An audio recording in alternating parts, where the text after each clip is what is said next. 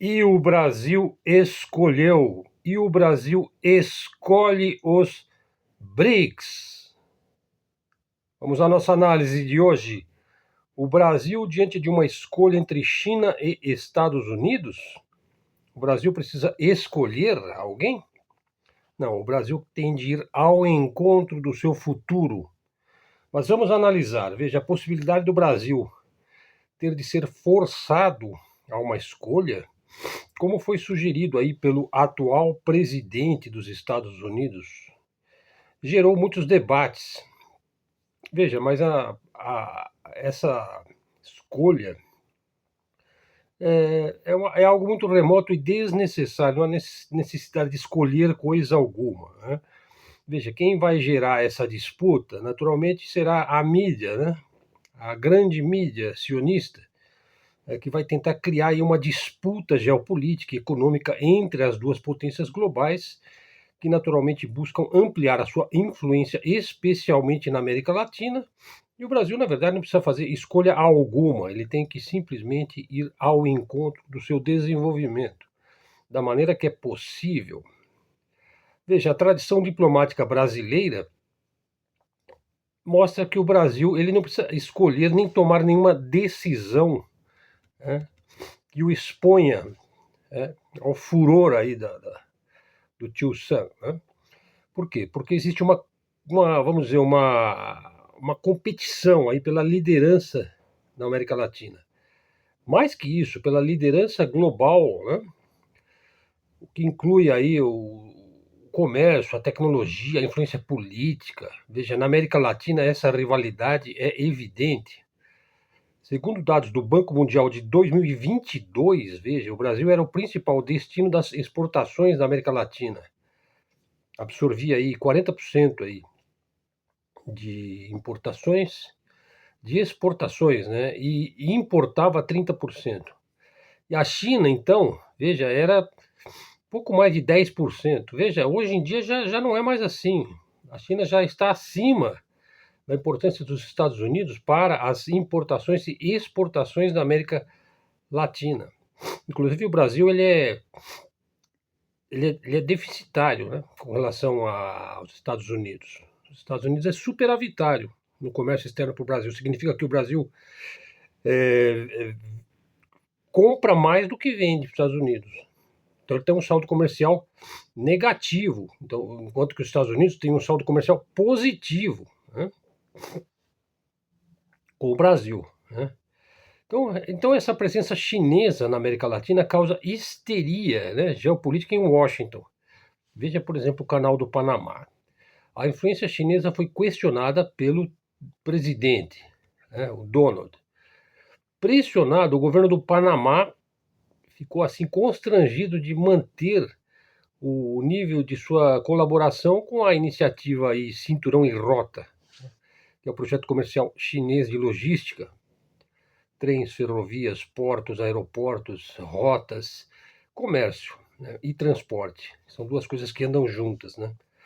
E aí o ambicioso programa de investimentos chineses no Panamá, as empresas chinesas acabaram vendendo, não sei o tanto que ela vendeu de suas operações portuárias a fundos norte-americanos.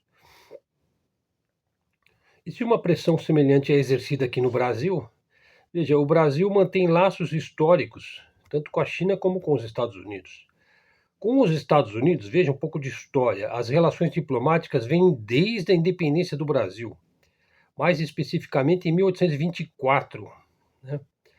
E se consolida após a Primeira Guerra Mundial, quando os norte-americanos superaram e assimilaram o Império Britânico, né? O Reino Unido, a Grã-Bretanha, e se torna aí o principal parceiro comercial brasileiro. Veja, já com a China, os nossos laços são mais recentes, iniciados, vejam bem, durante a ditadura militar. Não é interessante isso? Em 1974. Ditadura militar essa que, em parte, foi aqui fomentada pelo Departamento de Estado dos Estados Unidos no contexto da Guerra Fria, né? Para impedir o comunismo no Brasil. No entanto, o regime militar foi quem estabeleceu aí parceria frutífera com a China, lá em 1974.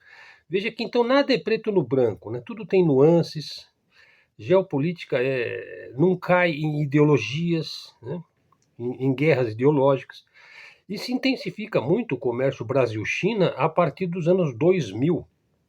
Veja, e em 2009, a China ultrapassa os Estados Unidos como o maior parceiro comercial do Brasil, posição que mantém até hoje, especialmente devido às exportações de commodities, como se diz, né? Matérias-primas e agrícolas, como soja, minério de ferro e vários outros produtos, né? Bom, agora nós estamos aí, veja, o Lula estava lá em Moscou, depois foi para a China. Na verdade, ele já tinha ido à China em 2023. Portanto, é a terceira visita, né, desde o seu terceiro mandato, o que reflete a importância dessa parceria. Quer dizer, o Brasil está indo ao encontro dos BRICS, né? Então, essa viagem atual agora foi vista como uma oportunidade, uma grande oportunidade para fortalecer os laços econômicos e discutir aí os projetos de infraestrutura, como a tão aguardada ferrovia transoceânica, que parece que vai sair do papel, hein? E um projeto de uma envergadura assim tremenda para a América Latina, principalmente para o Brasil, né? Mas para a América Latina também, e que vai facilitar tremendamente o escoamento de produtos brasileiros para os portos, né? Nos litorais, aí, os vários portos, tanto na ala Atlântica como na ala Pacífico, né? No Oceano Atlântico, no Oceano Pacífico. No entanto, tudo isso ocorre em um momento de tensões globais. Os Estados Unidos vêm cada vez mais histérico, alertando sobre a crescente influência chinesa na América Latina. A China simplesmente continua trabalhando e implantando infraestrutura. Então, assim, o Brasil ele não acredito que ele tem que escolher, né? Seja em termos diplomáticos, seja em termos econômicos. Ele simplesmente ele tem que agir, ele tem que ser, ele tem que fazer. Veja, a política externa brasileira é tradicionalmente marcada pela busca de autonomia. Nós temos um histórico, né, no Itamaraty, de rejeitar alinhamentos automáticos com grandes potências, o que eu acho que é uma grande qualidade da diplomacia brasileira ao longo da história. Essa postura aí de décadas, né, foi reiterada por Celso Amorim, né, que é um craque aí da diplomacia brasileira, ex-ministro das Relações Exteriores, atual assessor internacional da presidência. Segundo o Celso Amorim, o Brasil valoriza muito suas relações com os Estados Unidos, mas também mantém parceria estratégica com a China, com a Índia e até com a União Europeia. E ele não vai abrir mão de qualquer dessas parcerias, né, desses blocos, né? Uma escolha, então, seria inviável. Veja, a China é o maior mercado para as exportações brasileiras hoje, especialmente produtos agrícolas e minerais. Os Estados Unidos, ainda que seja um parceiro comercial relevante, eles não têm a capacidade de absorver o volume de exportações brasileiras, sobretudo aquelas que são direcionadas para a China. A China ela demanda aí uma grande quantidade de matéria-prima, né? E tem uma relação mais diversificada, né? Bom, então, assim, essa declaração do Trump, né, reflete aí a visão de mundo trumpista, que é uma visão polarizada, em que os países deveriam se alinhar aos interesses dele, né, do tio Sam, aos interesses dos Estados Unidos, né? Daí ele então começa a criticar os BRICS, né, criticar o Brasil, criticar a China, né? E aí ele vê a redução da dependência do dólar como uma ameaça aos Estados Unidos, né? No entanto, o Brasil ele vai manter uma política externa multilateral, sem sombra de dúvida. Claro que um cenário de conflito não é desejável para ninguém, né? Bom, acredito que uma guerra aí que vai além da comercial, por exemplo, militar, veja, isso é uma coisa improvável, apesar do que possam dizer alguns analistas aí mais afoitos, né? Principalmente aqueles que acreditam em profecias, né? Boa parte dessas profecias foram implantadas na mente coletiva pela CIA, né? A verdade é que são potências nucleares, sabe? E não interessa para ninguém não existir mais, né? E morrer assim. Não interessa, nós estamos no mundo para viver, né? Nós estamos aqui para viver e não simplesmente para nos destruirmos, né? Não é inteligente, né? O mais plausível é que você vai ter aí uma continuidade dessa guerra comercial e guerra política, e vai ter pressões econômicas e diplomáticas, né? Vai ter bate-boca, vai ter ameaça, bravata, vai ter negociação, sabe? E quem sabe as coisas podem ir melhorando, né? Não digo agora, mas aí a partir de 2030, né? E o Brasil tem que manter sua posição de equilíbrio. Ele tem que aproveitar os benefícios de suas parcerias com ambas as superpotências, sem, veja bem, sem se subordinar a nenhuma. Então, a sugestão é que o Brasil não tem que escolher entre Estados Unidos e China, né? Que a tradição diplomática brasileira é pautada aí pela autonomia.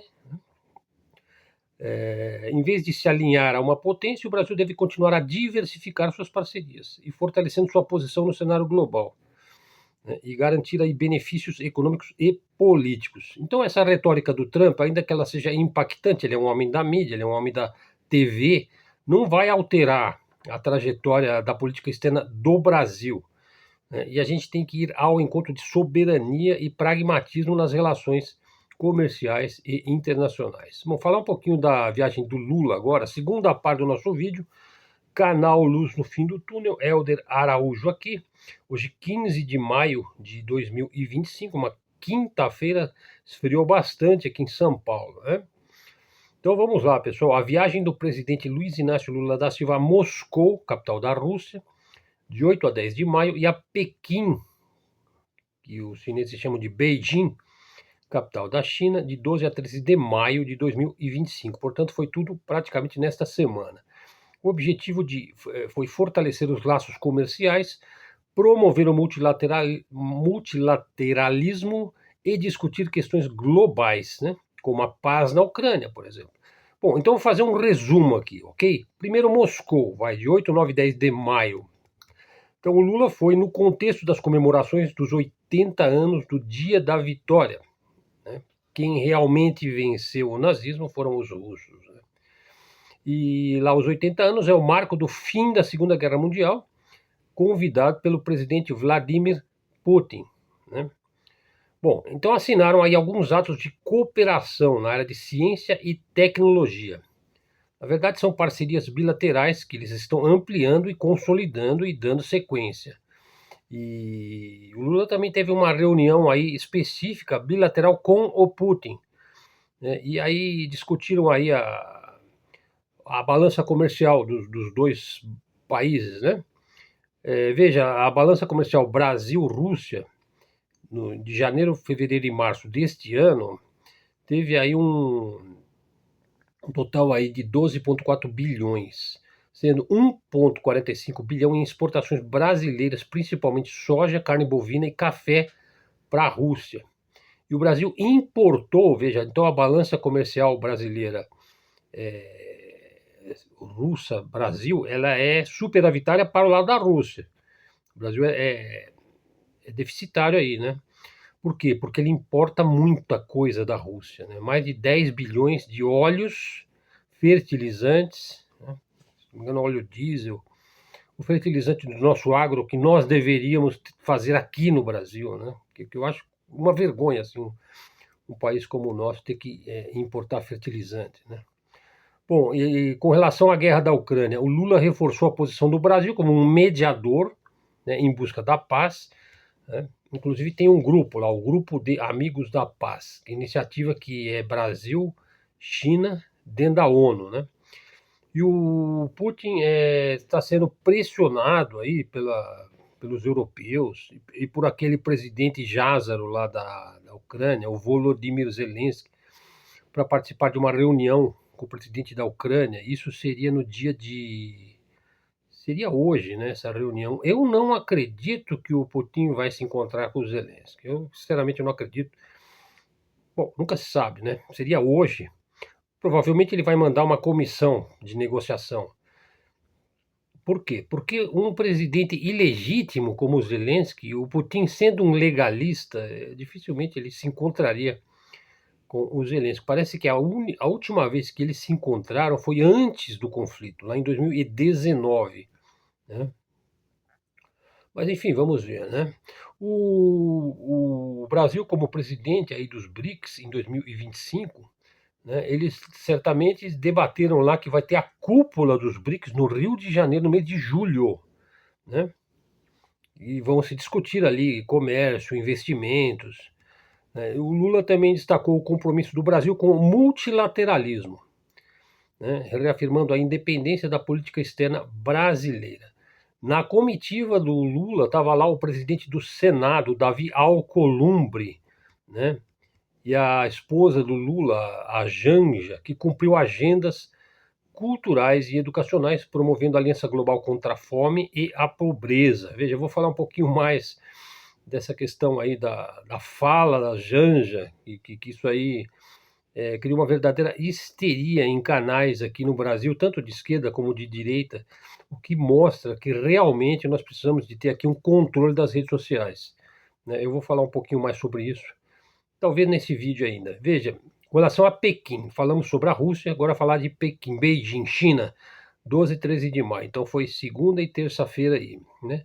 No contexto aí do quarto Fórum China-CELAC. CELAC é a Comunidade de Estados Latino-Americanos e Caribenhos.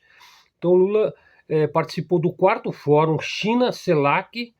Veja, então é China com os estados latino-americanos e caribenhos, do Caribe, né?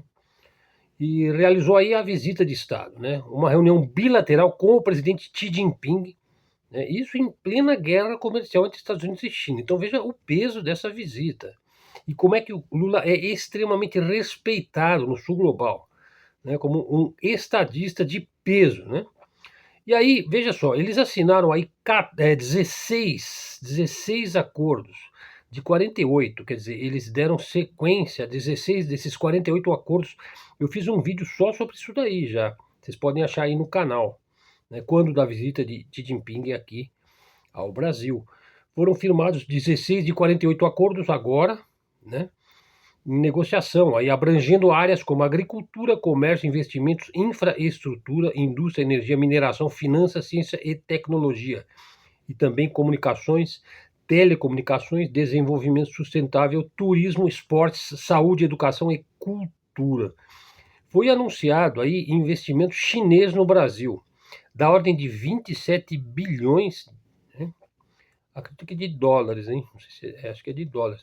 Com destaque para setores como delivery, veículos, química, farmacêutica, bebidas, mineração, informática e infraestrutura, incluindo aí a possibilidade de um trem-bala aí atravessando o Brasil, né? A China segue como principal parceiro comercial do Brasil, com 38,8 bilhões de intercâmbio comercial aí, janeiro, fevereiro e março de 2025. Desses 38, 39, vamos arredondar, né? 20 bilhões exportação brasileira, né, para a China. O Brasil exporta petróleo, soja e minério de ferro, né, entre várias outras commodities, mas principalmente esses três, né? E 20 bilhões em importações, quer dizer que ele está bastante equilibrado esse comércio Brasil-China, né? O Brasil importa barcos, equipamentos de telecomunicações, né, tratores e carros elétricos, por aí vai, né? O Lula ele reforçou a importância da integração regional. É aí que criaram lá um plano de ação, né, que é 2025, 26, 27, focado em economia digital, conectividade, gestão de riscos, comércio, saúde, segurança alimentar, ciência e transição energética. Bom, essa visita aí ela sinaliza aí uma alternativa econômica frente às tarifas, aos tarifaços impostos aí pelos Estados Unidos, né? Bom, agora eles estão renegociando o tarifaço e os Estados Unidos cedeu, né? Porque a China simplesmente sentou e ficou aguardando, né? E aí ele acaba cedendo. O Trump ficou vendendo que a China estava louca para conversar com ele.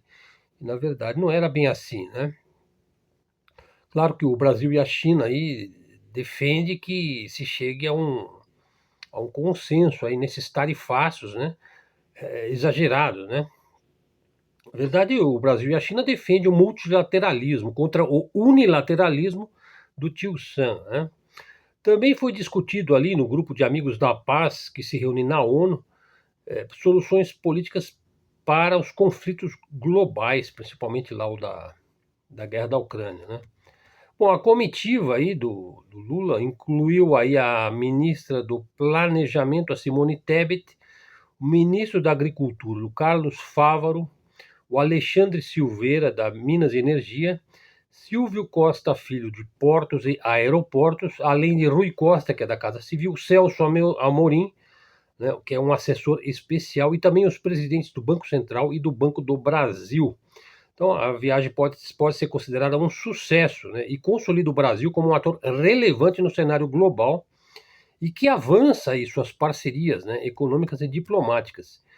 Então, os acordos aí Brasil-China prometem impulsionar a economia. E também a mediação lá na Ucrânia reforça a imagem do Lula como um homem da paz e também como um estadista, né? Veja, a presença de Lula em Moscou, né, foi criticada, lógico que vai ser criticada, principalmente nas nossas redes sociais aí, né, que especializadas em polarizar, né, e jogar o tico contra o teco, né? Aí, então, alguns aí da polarização criticaram, disse que o Brasil está do lado da Rússia, né? E, bom, daí em Pequim teve esse vazamento aí sobre essas conversas que envolve aí o TikTok, né? Acho que seria o caso aí de eu abordar essa questão aqui também no nosso canal. Veja, poucas pessoas sabem que o maior inimigo do Brasil e dos brasileiros é a grande mídia. Toda ela é controlada por sionistas. Por exemplo, a CBS. O presidente da CBS é o Sam Rothstein. Não é o Rothschild, é o Rothstein. Da ABC, Bob Iger, Jázaro, sionista. CNN, Dave Levy. The New York Times, Dick Sulzbergers. Eu estou falando só o top, né? O CEO, o presidente. Veja, The Washington Post, Eugene Meyer. Lembrou aí de Meyer Goldwyn, a Metro Goldwyn Mayer, né? Também dona do Washington Post, né? O HuffPost, o Ken Lehrer, que é cofundador, né? The Guardian, Anthony Saltz. The Economist, que pertence à família Rothschild, né? A BBC de Londres, também o Rothschild, Marcus Agius, Vox, BuzzFeed, e por aí vai, pessoal. É urgente regular as redes sociais.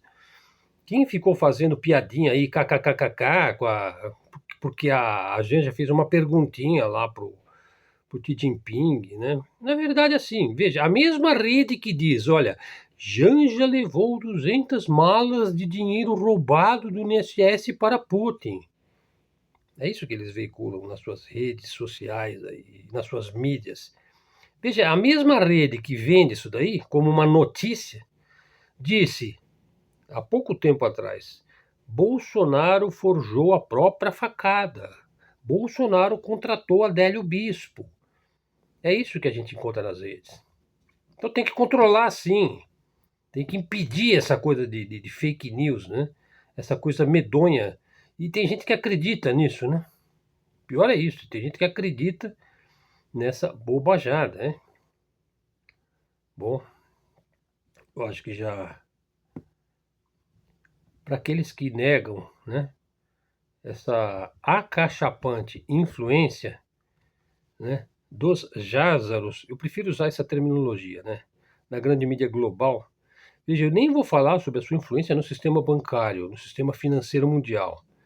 Veja, eles são poderosos, eles são manipuladores e eles pautam uma parte das bolhas também das redes sociais, né?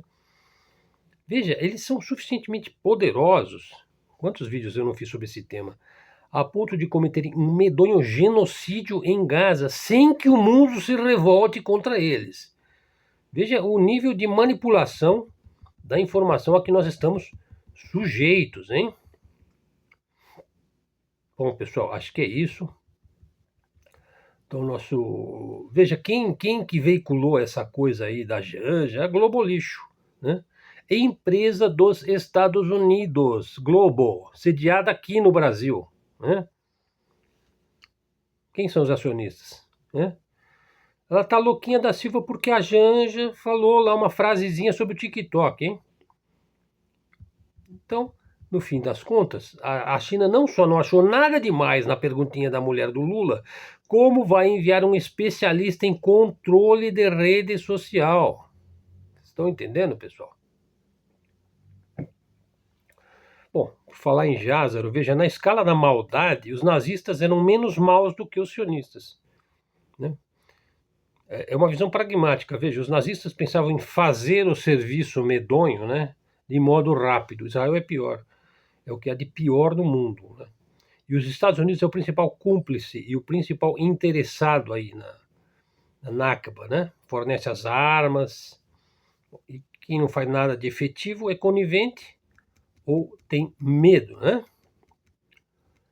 Bom, veja só. Acho que é isso. Ficamos aí com 26 minutos. Me sigam lá também no Facebook, ok? Tem muitas postagens que eu trago aqui para o canal, mas o principal é o que está lá no meu blog. Você encontra aí também na descrição do vídeo. Então aqui o canal Luz no Fim do Túnel. Você chegando até aqui, dá um like no nosso vídeo aí, dá uma força para nosso canal. Continuaremos a fazer os nossos vídeos e dando o nosso viés aí, a nossa contribuição ao debate da geopolítica, da geoeconomia e da geoestratégia. Estou pensando em fazer um vídeo aí para mostrar os 6 principais conflitos bélicos em curso no mundo hoje, talvez para amanhã ou depois. E também vou estender um pouco aí em todas essas parcerias fechadas lá na China, em Beijing. Quero falar também mais pormenorizadamente sobre a ferrovia aí, transoceânica, que está em vias de sair do papel. Né? Todo mundo sabe da importância disso daí para a geopolítica, geoeconomia, geoestratégia, comércio, logística brasileira e também latino-americana. Pessoal, então assim, canal Luz no Fim do Túnel, mídia alternativa, mídia independente, canal de livre expressão, livre comunicação, dá um like aí, faz um comentário, traz um seguidor para o nosso canal, verifique se você está seguindo o canal e vamos em frente, ok? Maiores detalhes aí na descrição do vídeo. Quem quiser ajudar o canal pode fazer um Pix aí, qualquer valor, 50 centavos, R$ 2, não sei qual é o mínimo que tem de Pix, né? Não sei se é R$ 3. Obrigado a todos, até a próxima e fiquem com Deus.